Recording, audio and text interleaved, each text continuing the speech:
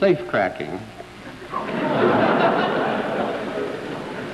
One legend says that he once opened a locked safe in a secret establishment, removed a secret document, and left a note saying, "Guess who?" I could tell you about the time that he learned Spanish before he went to give a series of lectures in Brazil, but I won't.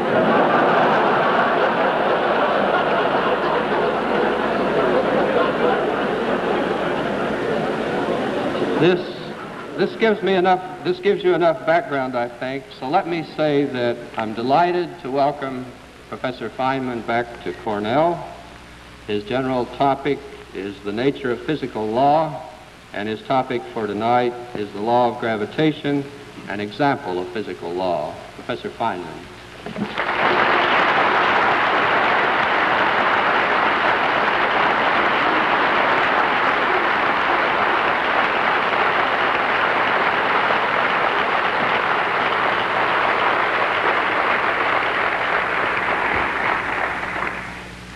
It's odd, but in the infrequent occasions when I've been called upon in a formal place to play the bongo drums, the introducer never seems to find it necessary to mention that I also do theoretical physics.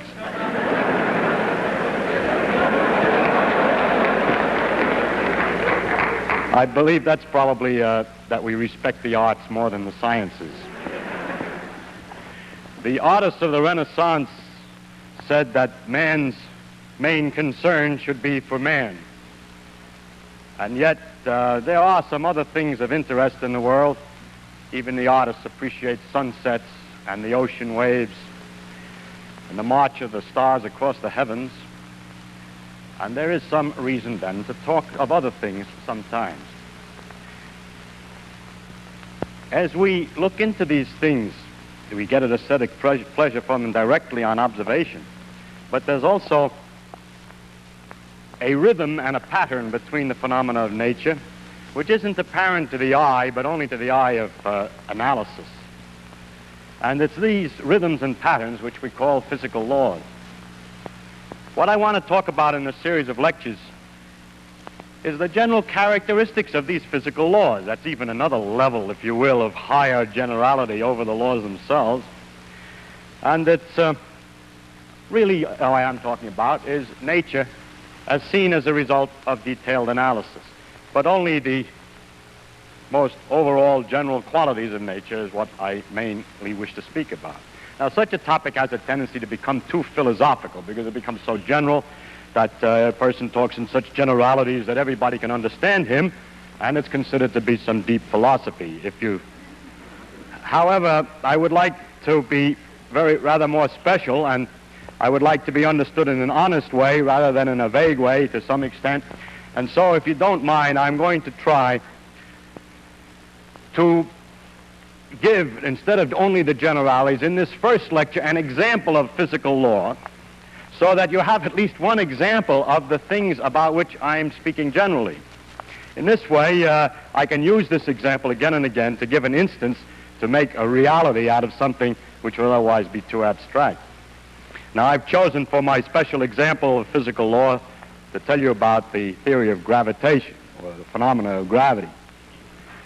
Why I chose gravity, I don't know. Whatever I chose, you would have asked the same question. Actually, it was one of the first great laws to be discovered, and it has an interesting history. You might say, yes, but then it's old hat. I would like to hear something about science, more modern science. More recent, perhaps, but not more modern. Modern science is exactly in the same tradition as the discoveries of the law of gravitation. It is only more recent discoveries that we would be talking about.